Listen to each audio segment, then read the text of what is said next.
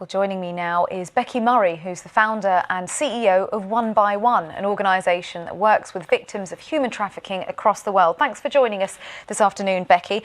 Now, with someone as high profile as Sir Mo Farah having experienced this and speaking out about his experience, what effect do you think it'll have on the discourse around trafficking and how high it raises its profile?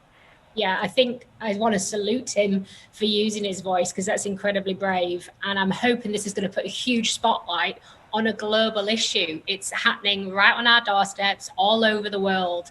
And so the fact that he spoke up against this when he's got such a name, a household brand like Mo Farah, is phenomenal in raising awareness. And how prevalent do you think that issues like this are? Because it is very difficult to put an accurate number on it. That's right. There's no accurate statistics on human trafficking because it's all covered up. That's the whole point of trafficking. Everything's covered, everything's hidden. And oftentimes traffickers will use tactics such as fear or isolation, just like they did with Mo, in order to silence the men, women and children. And One by One has helped tens of thousands of children through our preventative courses that we do called the Dignity Project. And we hear this tactic again and again where children are silenced through either fear or isolation. And in Sir Mo Farah's case, the way it happened was that a woman he didn't know brought him over on a plane with fake documents. What can be done to prevent trafficking like that happening? Well, One by One is very passionate about preventative measures. I'm a big believer if we can get to the girls or the kids before the traffickers do, then that's the real win. And so we do lots of training about the tactics traffickers are likely to use to try and entice girls and children around the world. And oftentimes it is exactly that. Come with me to the city, come be a cook or a cleaner or a nanny. And then the children are taken across the country and then oftentimes into other countries, isolating them further. So if we can do all we can to raise awareness, then get to the children before traffickers. So our schools program is massive and we want to roll that out more and more to reach tens of more thousands of children. And what's your advice to people in terms of what signs there are to look out for if someone's suspected of being trafficked? So obviously traffickers will never wear a t-shirt saying, hey, I'm a trafficker. But oftentimes they look like normal people. It's not just men, it's women commonly too, because that mothering, that nurturing process will often draw a child and lead a child to be more likely to trust them and travel with them. However, there are signs. And so even in the case with Mo Farah, it was his teacher.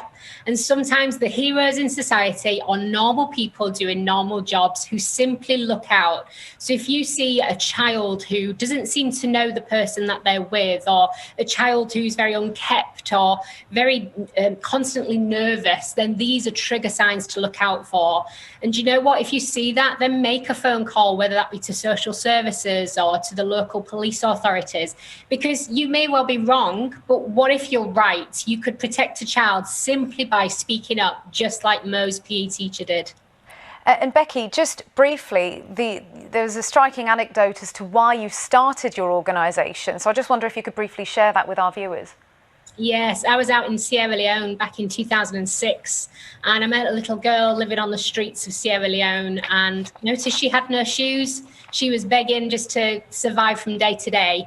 And I was a student at the time and so literally had about the equivalent of 50 pence with me.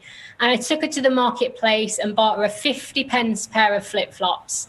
Well, to my horror that evening, she approached me and asked if she should wait in the hotel for me.